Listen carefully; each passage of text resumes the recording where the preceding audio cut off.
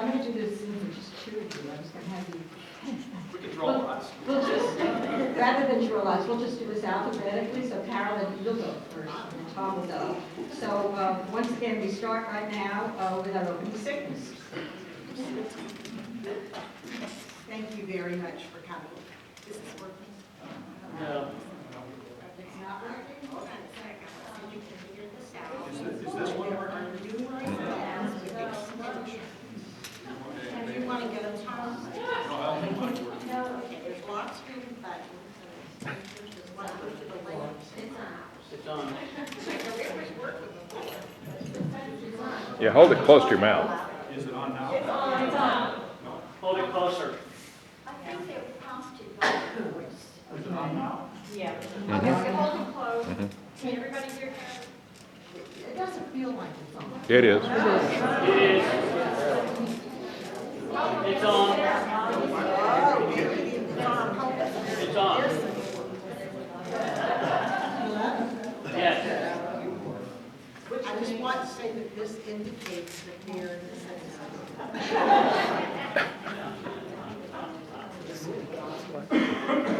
Okay, I so, want me to, I can try. yeah, why don't you start? Everybody's really quiet. We'll start. Well, I'm going to stand. Actually, why don't you come up here? This is working. Yeah.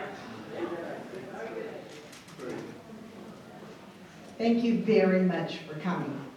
It has absolutely been an honor to serve as your city commissioner for the last 6 years. Winter Park is an incredible community. I'm sorry that my opponent did not see fit to come tonight. I'll be honest with you, I was very surprised.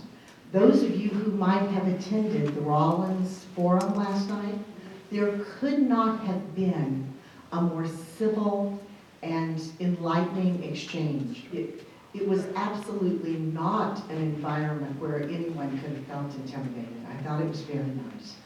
I don't understand why she has chosen not to come, but I will tell you as a commissioner, there are many times that I am asked to do things that I am not very comfortable doing. I live outside my comfort zone, and that's what leaders do. And I want you to know that I appreciate you being here tonight. I think most of you know me, but in case you don't, I want to tell you why I believe I'm the best qualified for this job. I have spent the last 6 years not only serving as your commissioner, but also working to make myself a better commissioner.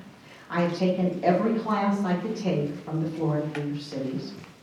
I have learned about city budgeting, about city boards. I have served on their finance policy committee. I have served on their growth management policy committee. I am now on the board of directors for the Tri-County League, and I am a member of their advocacy team advocating on behalf of 400 cities in Tallahassee. Now, why does that matter to you? Because there are a lot of problems and challenges that municipalities face that cannot be solved at the local level. And I have worked very hard for you in Tallahassee and at home. Recently, my opponent took issue. I think it's time for me to stop. I'll come back. Tom, you want to come up here too?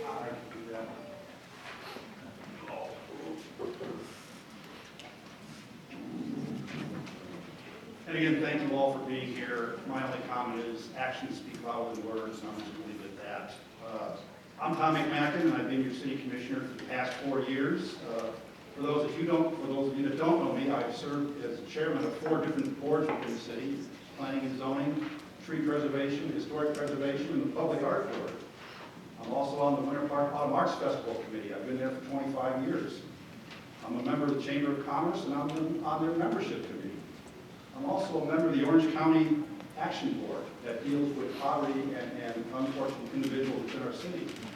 In my spare time, I'm also a landscape architect at Little John Engineering. I sneak that in every once in a while to help pay the bills when you're only making $184 a month as a commissioner. My wife Ann is an architect. My daughter Emily is a junior up at Clemson. That's where my extra money goes these days. I've lived in Winter Park for 25 years now. I'm originally from Ohio. I graduated from LSU, and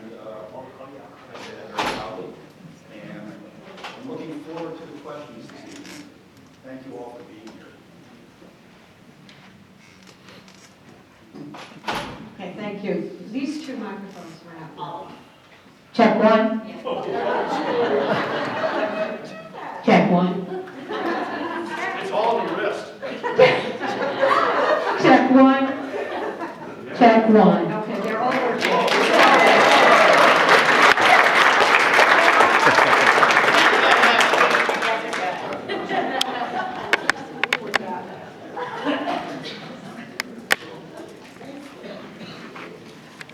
Okay, I'm going to start here with a question. I'll have questions for both of you. And Carolyn, you can do it first, and then Sean can do your answer. The first question is, according to the 2001 survey of the buildings eligible for the National Register of Historic Places, 128 are still standing. Only 22 of these are protected from demolition by the Winter Park Register, and the location of several of the significant ones precludes their inclusion in an historic district. As a commissioner, what, if anything, would you do to preserve these historic buildings? That's a huge issue for me. When we first started talking about historic districts, I was very clear on the commission that the things that were important, it's not working. Yeah, now, I gotta have Saturday. For me, the three most important aspects about historic preservation are that we, number one, protect Park Avenue.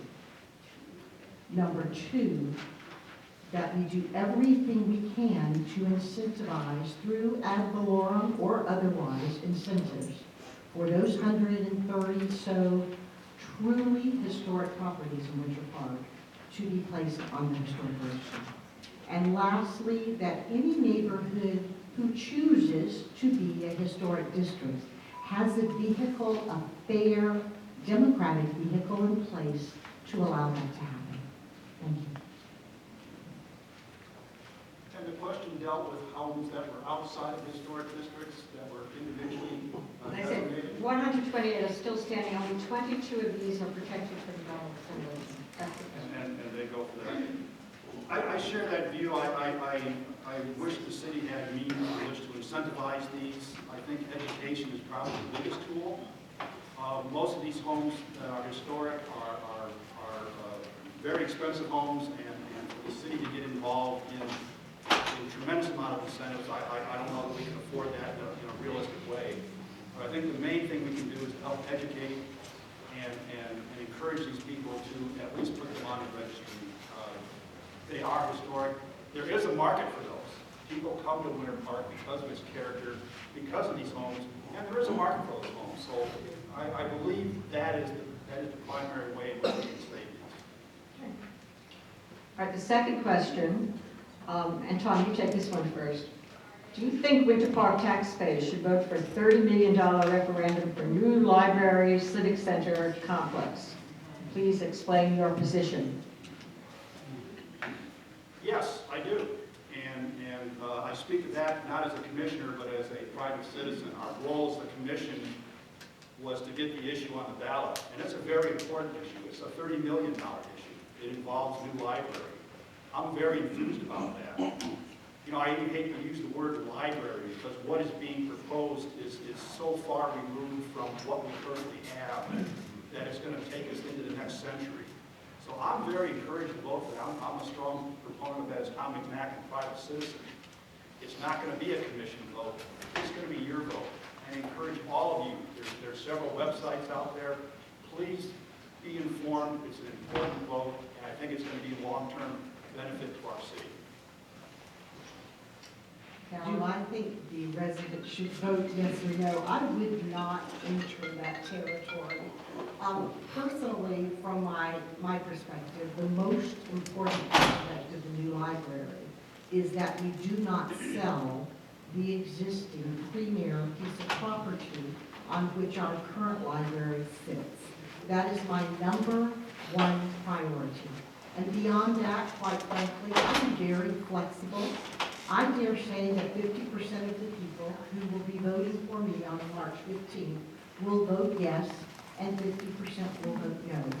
And that is certainly up to you because you will be paying for the library. I just do not want us to lose the in condition. And that's why I'm pleased that the library referendum is for $30 million. That is adequate to provide us a wonderful new library of the future, along with the community center and an associated parking lot. I just want to remind the audience that if you want to ask a question, just raise your hand and Karen will give you a card. Question 3.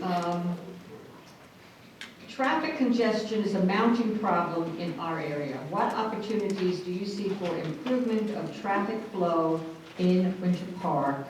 Tom, why don't you answer this one? Well, unfortunately, traffic problems in Winter Park are mainly generated by what I'll call cut-through traffic. It's not generated by us. Our population hasn't grown very significantly in the last 10 years. It's people coming.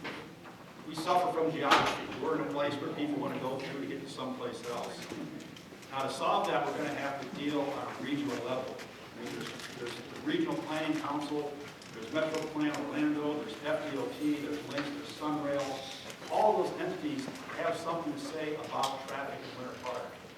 The long-term solution to this is to have a permanent funding source for alternate means of transportation, whether it's Sunrail or Lynx, whatever that might be. That's what's going to solve the problem in Winter Park, because people are going to come. There's an old saying is you can't determine who's going to come to your city, but you can determine how. And that's kind of where we are. We cannot build a wall around our city. They're coming here. The solution is to find alternate methods for their transportation. Carolyn? I was enjoying I'll do it again if you want.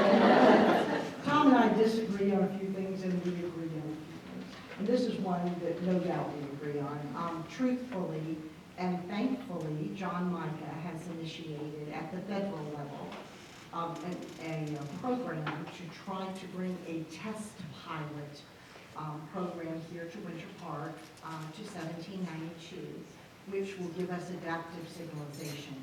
And that simply means that the light itself has software that can see the traffic in both directions, so that it kind of stabilizes the flow so that it becomes smoother. But we also need to admit the fact that we can't continue to build high-density multifamily development and not increase traffic in our community. Wabash right now has approval for, they have entitlements for 850 plus 10%. I'm not sure exactly what that number is. It's something under 1,000, but that's 1,000 units, 2.1 people per unit. That's another 2,000 people coming to that corner. And our neighbors should get the same thing. So I would say we need to stop changing our zoning to increase our density. And we need to realize that there is a direct correlation between density and traffic. And we need to work on increasing the use to Sunrail, and that means we need connector and circulator buses for that last mile. I've asked Rollins, talked to Florida Hospital. I think that is something this community should partner to do. Okay. The last question that I have from Ann is, the Winter Park Comprehensive Plan is due for review this year. Name one element of the comprehensive plan you as a commissioner would work to change. Tom? You know, one of the things that came when the Economic Development Board initiated a study for Winter Park, and a firm came in and looked at all the things that we could do differently in our city. And one of the things they said is that you do not have a historic preservation component in your comprehensive plan. And they were surprised by that. The city has much heritage and character as we have. So as the comp plan comes forward, I would move that we include in that a historic preservation portion to that. That's a great idea. And along with that, they also recommended that we have an economic development plan in our comprehensive plan. And I think that's a good thing too. They also recommended, however, that we reduce our parks level of service. They also recommended that we not count parking garages in the maximum size of buildings that are allowed in this community. I think both of those are very bad ideas. And I hope that you will show up at the commission meetings and at the review of our comprehensive plan to make sure indeed that those things do not happen. Additionally, we need to look at our drainage, and we need to look at water for the future. We have an inadequate storage facility on our reclaimed water facility now. We can fix that, maybe another $1 million. But there are a lot of good things, but I would say to you that all the law requires after 7 years is that we review our comprehensive plan in light of new legislation. So major changes to our plan should not be warranted. Thank you. Okay. We now have some questions from our audience. The first one is Winter Park doing anything to encourage small businesses in the new construction? I see lots of chain restaurants and stores, but no locally owned businesses, except for too many liquor shops. So who wants to take this one? Are we doing anything for small businesses? Well, I don't, that's a good question, because really as a city, we're not in the real estate business. I mean, developers, owners, whatever, develop buildings, whatnot, and it's up to them to market those to whoever is able to fill them. I mean, that's really what, I want to say, what the American economy is all about, is a free enterprise system. And so we don't encourage or discourage realtors, or what, I don't say realtors, but retail to come. We encourage them to come, but we don't encourage who they are. We discourage some. If we pass the medical marijuana law, we have a certain area of the town, we've said that's the only place that's going to be allowed to be sold, but beyond that, we don't encourage or, we don't discourage that. We don't mandate a mix of use in Winter Park. That is a possibility, but it's never seemed to be the right thing to do because it changes too often. And that needs to be market-driven. On the other hand, there are some businesses that don't fit with our character, and we've lost some businesses that contributed a lot to our character. If you want an area to be live, work, play, then running out the little laundromats or the shoe store or the little markets is not in the plan. That doesn't work well, because then you can't truly live, work, play. I would not mind seeing a few incubator locations so that our economic development board could try to encourage businesses that would like to see here. But that takes a lot more thought than I could give at the table sitting here right now. So I guess I would have to concur with Tom that the capital market kind of drives a lot of that. But that doesn't mean we shouldn't plan and encourage the kind of businesses that we want, and we can do that. Okay, I have a good one here. Recently, Winter Park passed an ordinance that prohibits performers from performing on the avenue. At the same time, Winter Park promotes itself as a cultural city. How do you justify these two opposing positions? Who wants to take that one? Art like beauty is in the eye of the beholder. And performances are also in the, I guess, the ear of the beholder. What was driving that is unfortunately, we have individuals, groups, or whatever, that take advantage of the wonderful area we have on Park Avenue. And I don't know about you, but I don't often get to sit outside of Luma and enjoy a great dinner, but I don't like somebody shaking their you-know-what in my face while I'm doing that. And so we said, how do we control this so that we get the best part and we can have some manner in which we can deal with the other? We had our city manager and our city attorney look at other ordinances within the state. They found several that have held up constitutionally. The problem with that is they strike a very broad brush, because performances can be anything from pole dancing to a violin. Now, what it does is it allows anybody that wants to do something downtown to go to the city manager, say, this is what I'm going to do, and it's at the discretion of the city manager whether that person is allowed to perform, to paint, to play, whatever it is on Park Avenue. It doesn't strictly prohibit everything. Okay. That was actually a wonderful decision to participate in because it's probably the first time that I can remember that the Park Avenue Merchants Association, the Chamber of Commerce, and the Winter Park Commission all agreed that we were doing the right thing for the residents of Winter Park. And quite frankly, part of our challenge is that our sidewalks are so narrow, and we do try to accommodate people with strollers still coming down the street, and we do try to accommodate sidewalk dining. If you look at best practices in the north, sidewalk dining typically requires 30 feet. We don't even come close to that.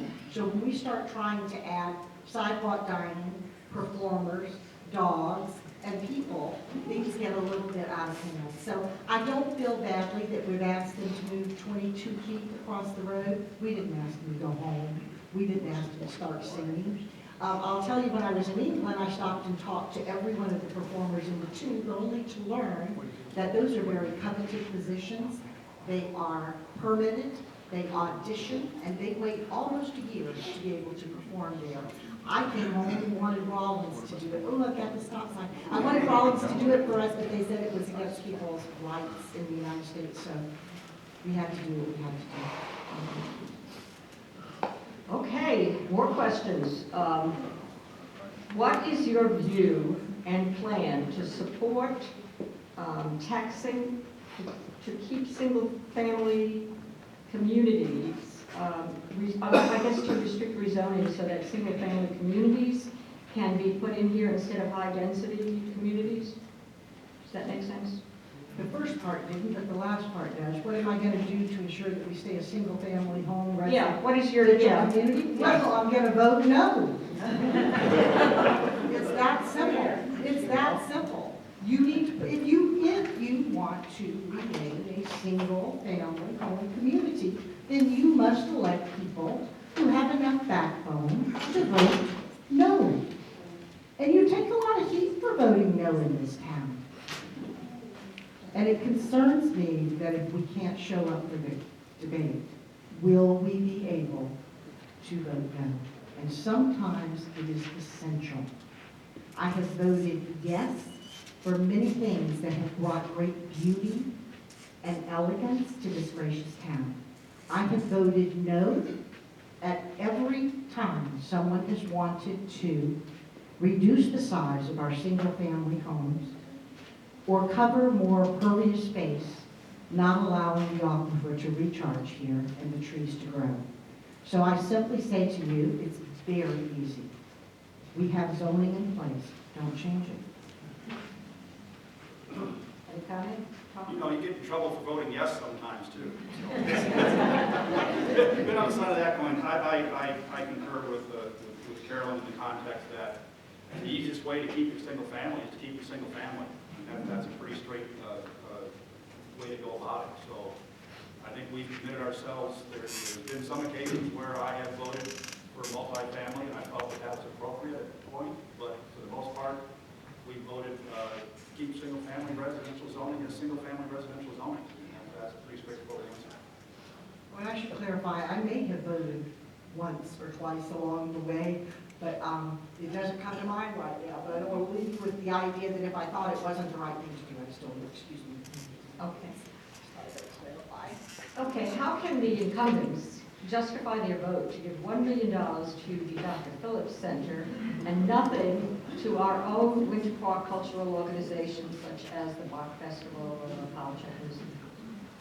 Who wants to take that, incumbent? Well, I'll take that one because one of us voted for it and one of us didn't. And I'll let you know which one did. And you can guess who the other one is. I voted for it. And to put that in context, we give somewhere in the neighborhood of, I think it's about $1.5 million to nonprofits in our community anyways. I grew up in Toledo, Ohio, and they have probably a world-class art museum that both the city and private individuals supported. And that institution, the benefits that it brings are so incredible. The whole generations have grown up going to the art museum. We have a world-class performing arts center. That is going to bring so much more enjoyment, so much more art to our city. We've got it where it's so close, it's not downtown, it's not taking up space in Winter Park. We were able to make a small contribution, it's $100,000 a year over 10 years, out of a $150 million budget a year. I thought the benefits for that to our city culturally were a small investment with an incredible upside, and we will see returns from that for many, many years to come. Carolyn, did you want to say something? Now, how did you vote? I'll tell you that I voted no, and it wasn't easy for me, because most of the people that participate are Winter Park residents, and there are quite a few of them. But we had just reduced funding on the west side for our program, and I didn't think it was the right time. I thought that we should be contributing to our local organizations. I know that the Winter Park Playhouse was begging for a new facility and some assistance. It wasn't an easy vote for me, because I do believe that the Dr. Phillips Center will be an incredible asset for the region. But for me, we are a small municipality. We do have needs of our own that go unmet. And I thought that my first obligation was to our local organizations and our local needs before a regional need. And that's not something I would want to die on a sword over. It was a hard decision, but it was the decision that I made. What are your thoughts on the growing homeless situation in Winter Park? Tom, you want to take that first? Well, I want to say that I serve on the Community Action Board for Orange County, and it's a growing concern all over the region. And we as I want to say we as a people, not just we as a city, that it's unacceptable in the country to have the amount of homeless people that we need. We have to solve that at I want to say it starts with each one of us. There's many ways we can donate to help for that. It's a regional question, it's a national question. And we just have to accept in society that is not the way that we prefer to have our community live. So we all have an obligation to help solve homelessness in this area of this country. As a commission, we have not addressed this issue at all. Do we need to? Absolutely. And the question is, what are our alternatives? And I don't know that answer. It's a regional problem, it's a local problem, it's at the state level, but we have to address it. We can't afford to continue to look away. I will tell you that when I go to the cloisters now to talk to people, they want to talk to me about the homeless people sleeping on the benches in the morning when they get up. When I talk to people about Central Park, they're concerned. This is new for us. It's not something that Winter Park has had to deal with before, and we are learning. And I think it is important, as you are doing today, that you hold us accountable to say, we want you to start talking about this and thinking about this and coming up with ideas for resolution. We have not done that to date, and we absolutely need to. And thank you for bringing it to our attention. I think this is for you, Carolyn. Last night, your opponent stated that there were no sidewalks or lights on Melbourne Avenue. The implication being the commission is unresponsive to merchants. Could you comment on this? Well, the city of Winter Park spends a significant amount of funds in our central business district. And we do that gladly because we understand that the central business district is the heart of this community.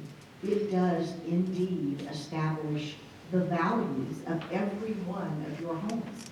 It is this beautiful avenue that comes here, that people come to. No, not every street is bricked. The prioritization of bricking is interesting in that particular situation. But I would say to you that the city of Winter Park not only appreciates our business, but we invest continuously in Park Avenue, often at the exclusion of our businesses along Loma, along Fairbanks, along Lee Road. So, I think, and I don't want to say, I think if you're a business owner on a particular street, that's what you see. I will say that anything in the central business districts of Winter Park is hardly shabby. It may not have been the very best available, but it certainly was higher than most standards in surrounding communities. I'm so sorry. I stopped. No, it's okay. We'll get used to it. Okay, here's a question I always, people as a non-resident of Winter Park, as somebody who likes to go eating and shopping there, how can you discuss the challenge of parking in Winter Park? You know, for native Winter Parkers, there is no park problem. Just We the rest all of know where us. the spaces are. You know, it's the common thing that, you know, you want to park right in front of the famous restaurant you're going to, or right in front of the store you're going to, and if you can't find a space right away, then there's a parking problem. I don't mind parking in the municipal lot, walking through Central Park to go shopping. I don't mind parking behind the businesses to walk down to the Alphont. I mean, part of the ambiance of Winter Park is walking through Winter Park. So there's not a structural parking problem in Winter Park. There's a perception that I can't park in front of the store at 1 o'clock in the afternoon. So So there is no problem. I don't believe we have in the last 3 years with the new municipal lot behind City Hall, with the lot by the Sunrail station. There's parking in Winter Park if you don't mind walking the block to find it. Okay, this is, Did you want me to try? oh, sure. I'll tell you how Address the parking issue. No, that's fine, I won't. That's just a very hard balancing act, parking in Winter Park. Because the alternative is, do we struggle with parking, or do we build large parking garages that destroy the ambiance of the small town feel that everyone seems to appreciate about Winter Park? So there's a real balance there. Before I would ever consider putting in an enormous parking structure in downtown Winter Park, I would insist that all of the city employees park in the parking garage over in Hannibal Square or someplace else and walk the 2 blocks to City Hall. They jog by my house at lunch. We could probably walk a couple of blocks to get into City Hall. I would insist that the merchants, and I know some of you are out there, do not park in front of your store. And I know we do that. So there are, I don't know how many parking places that would be total, but that's a lot of parking places that we could free up. I also still believe that with the shuttle bus to connect people to Sunrail, we could encourage the use. We could give our employees Sunrail tickets, Rollins could give their students Sunrail tickets. There are things we could do to make it better, and you could come on Sunrail. And I hope you will. Okay, but if I try to have dinner at nighttime, then somebody's. It's that, that's a Sunrail problem. That's not a parking problem. I think this is a question for you. Will you ever advance or support citywide design on architectural standards? I don't know, either one of you. Somebody knows us well, okay? I get these questions at home, I don't know. We've talked about that for years, and that debate has gone back and forth. You know, what kind of architectural standards would you impose? And part of this, and I've talked about it before, I call it our eclectic aesthetic.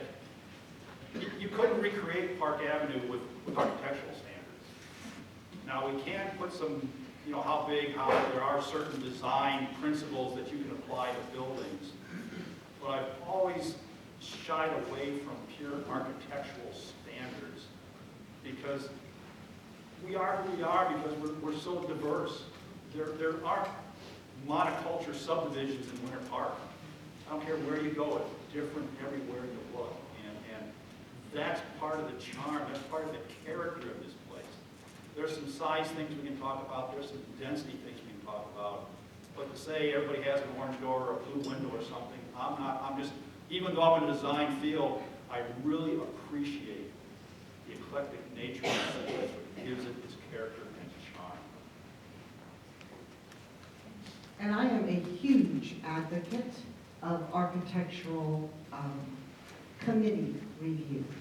That's a little different than saying you have to do your house the same way and you have to paint something the same way. But what that does say is that there is a rotating board of extremely qualified architects, and they're available in the city and have even come and volunteered to me in the past, who would review these large projects for quality, for balance, for simple things that create excellence.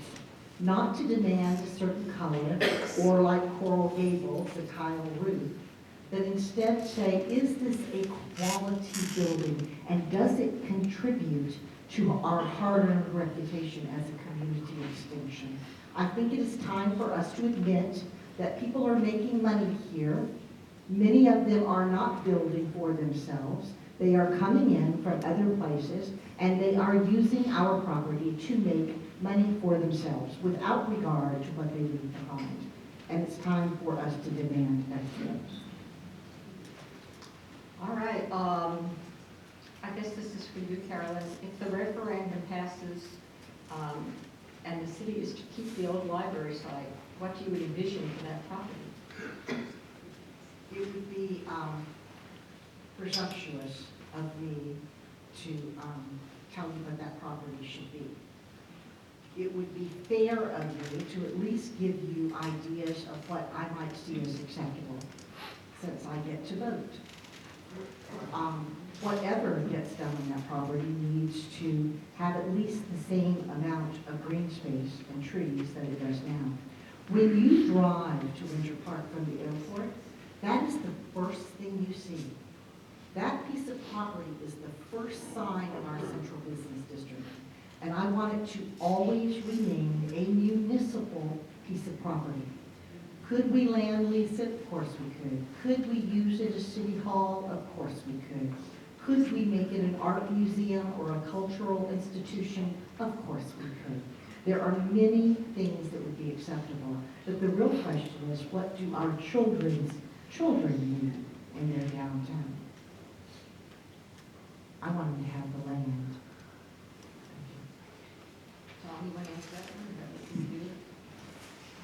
I agree in the sense that there's potentially many opportunities on that site. Should the city keep it? Should the city sell it? Should the city do whatever with it? And we really haven't gone down that path yet, either as a city or a commission. So there's a tremendous number of opportunities, some we probably hadn't even thought of yet. That's kind of a wait and see.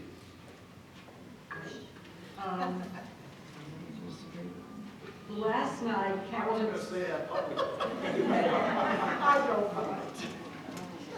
last night Carolyn said we don't need bike lanes. Instead, we need sidewalks for kids with training wheels. Is this really going to help with congestion? If not, please comment on your solution for congestion. Since I said that, do you mind if I go first? Because In my mind's eye, Go ahead, yes. go first. Yes, indeed, that will help with congestion. It's a very small percentage of our population that commutes back and forth to work, and we want to see that grow.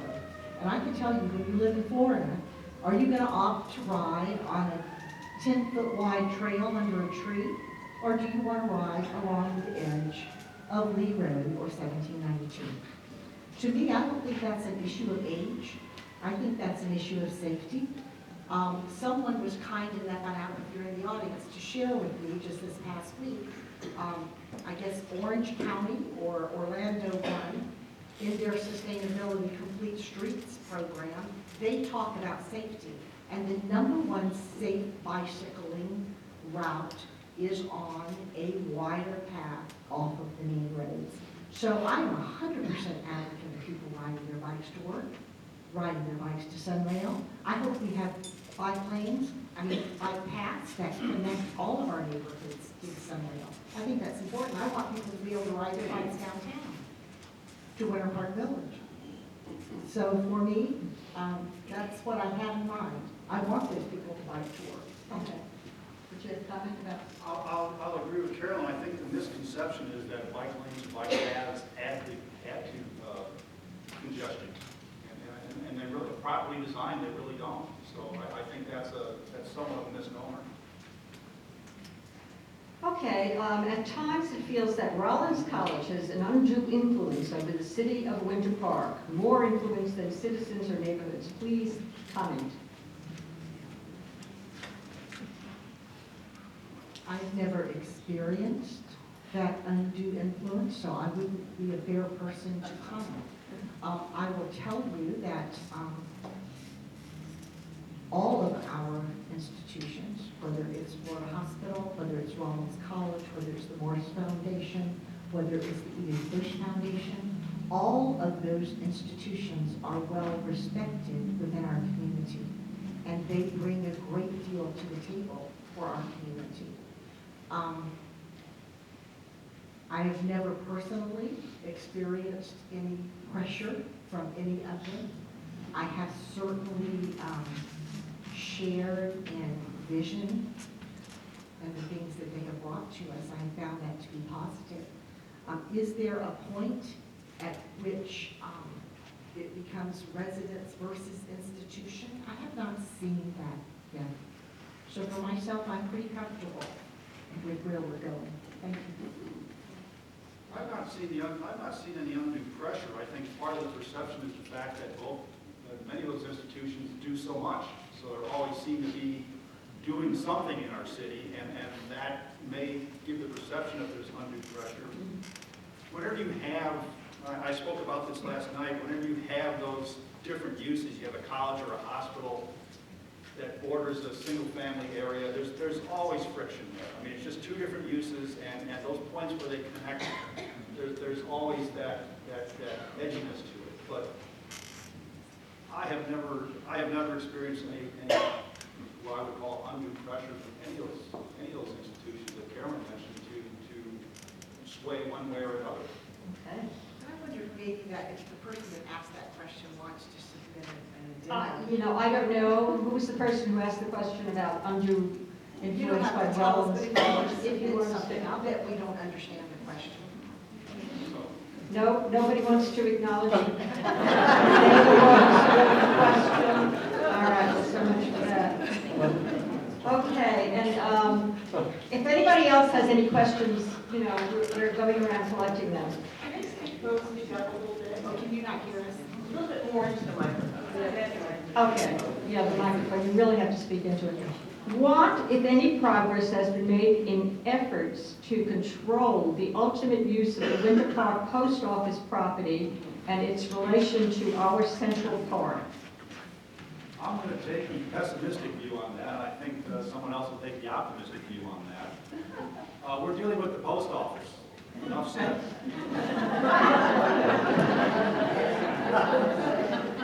And I do have a little different view on that. We are dealing with the post office, but we're not dealing enough.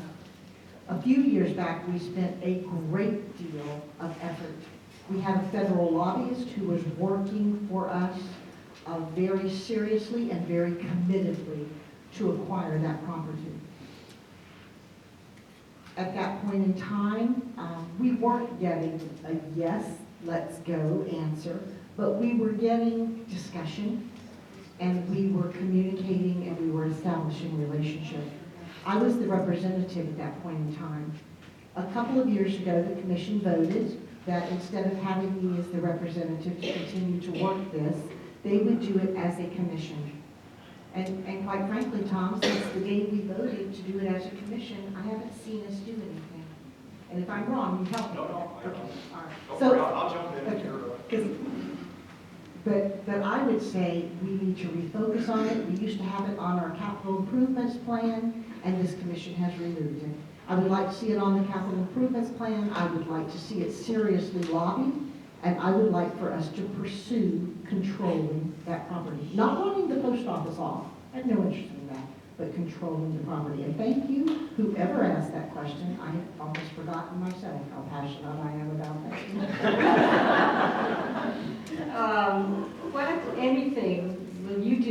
protect West Winter Park from further encroachment and gentrification?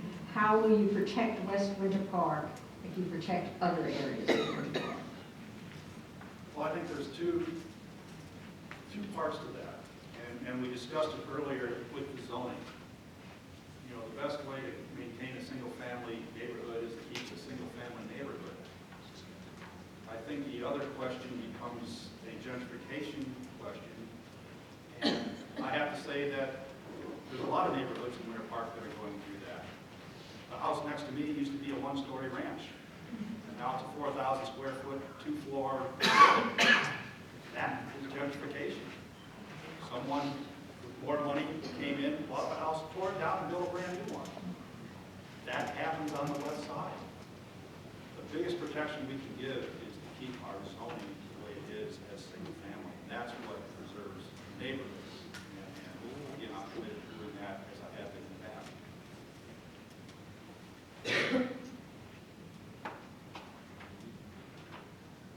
That is probably the most important thing we could do is to keep the zoning. But we could also not allow variances. We could also not allow the buildings to be closer to the property line. We could also make sure that the community understands that if they feel the need to sell their property, there are those of us that would buy that property without changing the zoning line.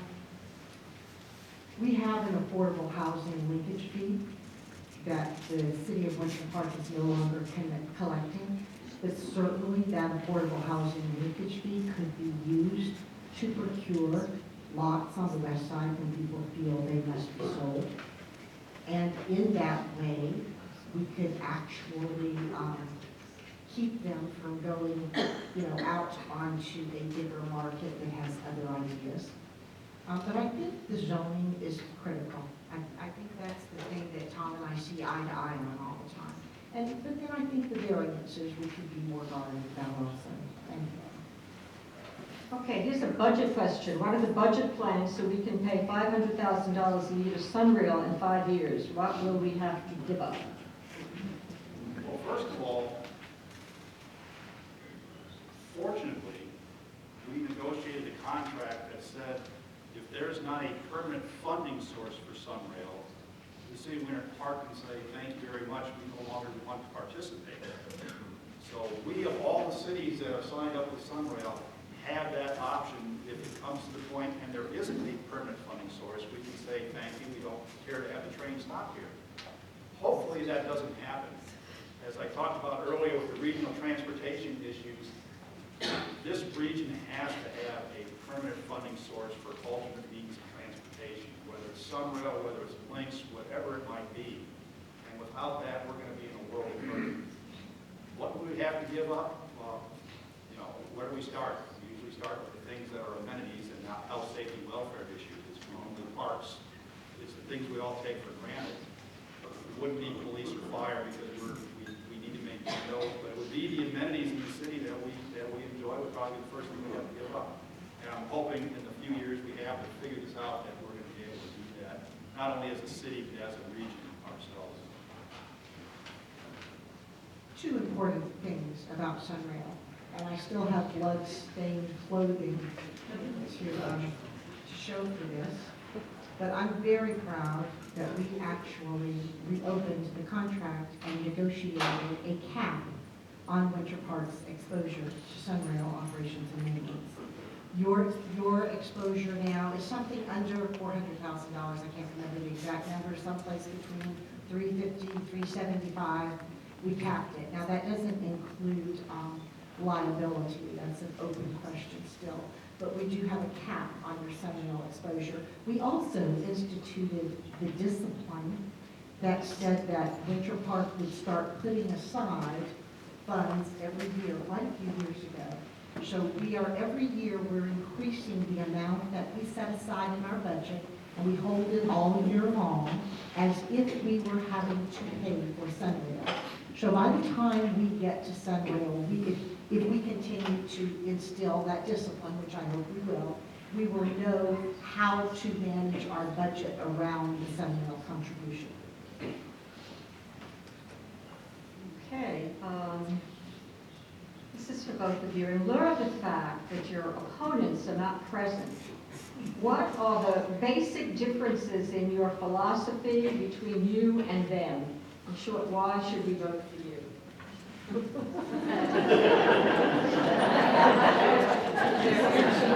Well, she's not in the chair. Number one is she chose not to be here tonight. That's the number one difference in my opponent line. I have never backed down from any uncomfortable situation. And I have to tell you, when you're a commissioner, there are uncomfortable situations. If you think putting a cap on Sunrail O&M was embraced by this community, please. If you think voting no when David Weekley wants to come in and build a bunch of houses on R1A lots, no. This job really isn't for the faint of heart. This job truly requires you to be willing to sometimes not feel real comfortable in every situation. And I would say that seems to be one difference in my opponent and I. I will be at the chamber debate on Friday. The last time I went to a debate at the Chamber of Commerce, they demanded that I answer yes/no questions. That's right. All I could say was yes or no. I had been invited there to hear how I thought about things and how I felt. But I will be there on Friday. It's a big difference.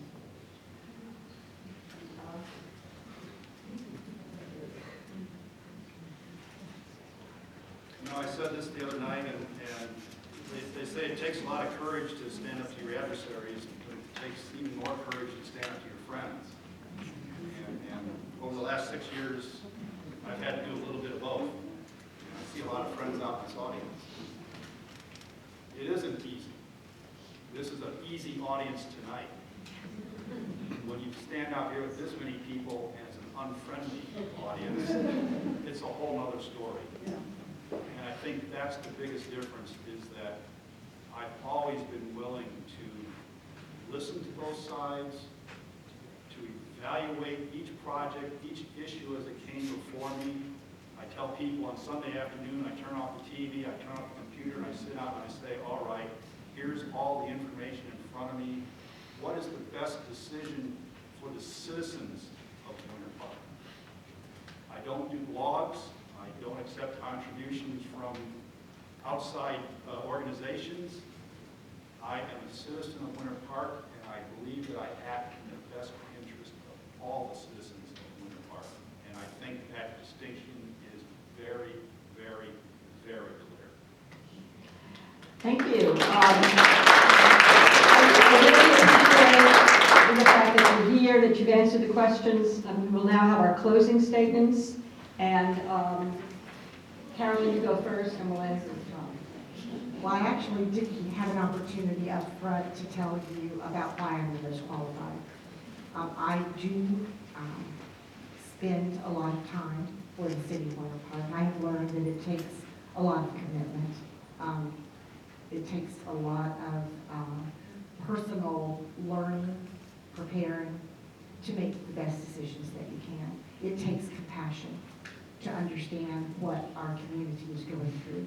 And there are a lot of places where we really need to reach out and fix things that aren't necessarily on Park Avenue. I do have a master's in systems management from the University of Southern California. I have served on the planning and zoning, as well as the comprehensive plan task force, which will be very important next year. Prior, in my early life, prior to coming to Winter Park, I was the director of contracts for Lockheed Martin. And in that job, I learned to smell fish. I learned to identify and mitigate risk on the front end, in the contract documents, in the comprehensive plan, in our land use codes. Because when you come to me and the concrete is coming out of the ground. Those entitlements have been in place for years.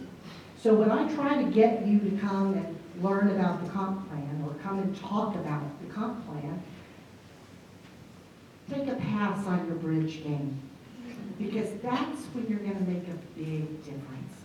It's not at the end. I mean, I want you to come at the end. This town has come together and bought a bad deal out before, but wouldn't it have been better had we been able to do it on the front end? And I will say to you that I know how to do that. I really know how to do that. I care about this city. I have no investments other than my private home. My family was raised here. They've all graduated from Winter Park High School. 3 of the 5 have graduated from Winter Park High School. And I'm in it for you. I really am in it because this community is worth it. Thank you. Tom? You know, this is a special place, and in spite of all the things we may have been through in the last 6 years, it's still an incredible place to come to and call home. You know, I think it's my experience as a landscape architect. I work on a daily basis with architects and engineers, bankers, developers, homeowners, transportation planners, and there's always that sense of teamwork, that a group of people together can make better decisions, most likely than one person individually. And I bring that same teamwork mentality to the commission. You know, it's the willingness, I said before, it's the willingness in a team. You listen to all the sides. You listen to both sides. And I think I've developed that trust amongst the citizens of Winter Park that I get invited to both sides of the table. Not every commissioner can say that. When there's issues, I get called by both sides because they know I'll sit and listen to them and go back and make an objective decision. And I think that trust is probably that's the best attribute that any person or any commissioner can have. And I'll put my plug in here. I want you to keep that trust working for you, and as the sign says, keep Tom on March 15th.